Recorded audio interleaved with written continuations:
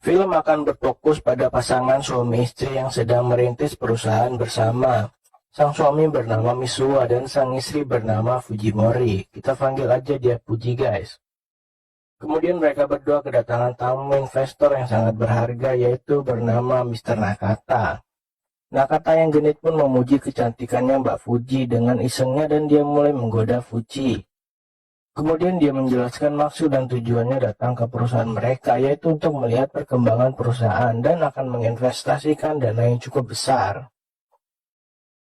6 bulan kemudian, terlihat Fuji dan Misuwa yang sedang berada di kantor dan sedang mempersiapkan beberapa berkas penting. Kemudian Fuji mendapatkan telepon yang tidak lain dari Nakata, guys. Nakata pun marah karena perusahaan mereka tak ada kemajuan dan dia ingin menarik kembali saham-sahamnya. Dan itu akan membuat perusahaan mereka menjadi bangkrut.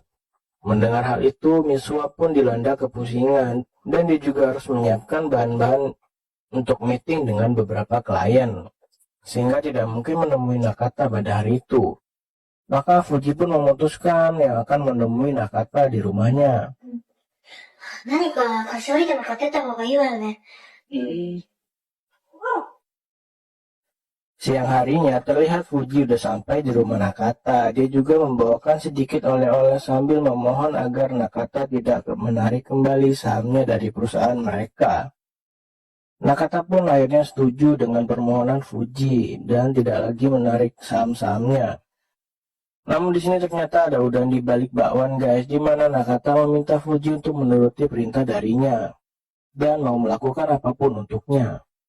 Fuji yang mendengar hal itu, dia pun menjadi kaget, namun dia juga nggak bisa berbuat apa-apa dikarenakan ini merupakan resiko perusahaan. Dan dengan berat hati, dia pun akhirnya menuruti permintaan Nakata untuk menanamkan benih lele dumbo. Dan gak lama kemudian mereka pun langsung melakukan kipon. Malam pun tiba, terlihat Fuji yang udah kembali di kantornya. Kemudian Misuwa pun menanyakan kabar Nakata dan hasil dari kunjungan Fuji ke rumahnya. Fuji lalu menjawab kalau dia udah berhasil membujuk Nakata agar tidak lagi mengambil saham-sahamnya. Padahal kita tahu ya guys ya, saham itu ditukar sama serabi lempitnya Mbak Fuji yang tembem. Keesokan harinya terlihat Misuwa dan Fuji yang sedang bekerja di ruang kerjanya. Kemudian Fuji kembali mendapatkan pesan dari Nakata yang memintanya untuk datang lagi ke rumahnya. Dia pun meminta izin dengan berbohong kepada Misuwa kalau dia akan menemui kliennya. Sampainya di rumah Nakata, Fuji pun diminta Nakata untuk memijitnya dikarenakan badannya lagi pegel-pegel, guys. Yang ujung-ujungnya pakai plus-plus. Nakata yang udah mulai tegangan tinggi, dia pun kembali mengajak Fuji untuk melakukan aksi penanaman benih lele dumbo. Fuji pun hanya bisa nurut dan pasrah, dan gak lama kemudian mereka pun langsung melakukan kipoi lagi. Dan kegiatan itu mereka lakukan selama 3 ronde. Strong juga nih guys nih, Nakata nih. Pada esok harinya, terlihat Nakata yang sedang mengunjungi kantor Misuwa. Kemudian Misuwa menyuruh Fuji untuk membuatkan minuman untuk Nakata. Kemudian terdengar suara telepon kantor yang berbunyi.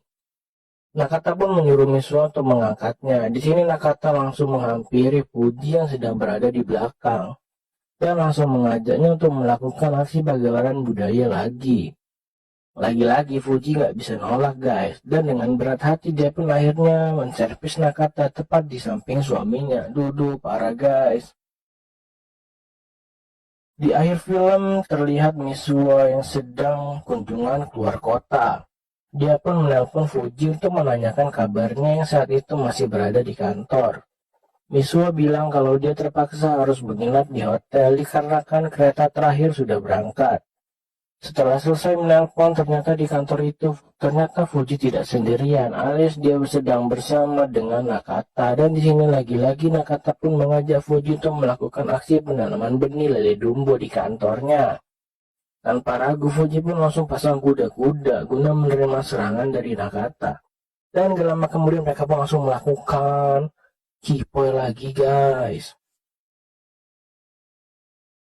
Dan film pun berakhir, ending yang sangat membagongkan. Pelajaran yang bisa kita kutip dari filmnya adalah selalu ada jalan menuju Roma guys.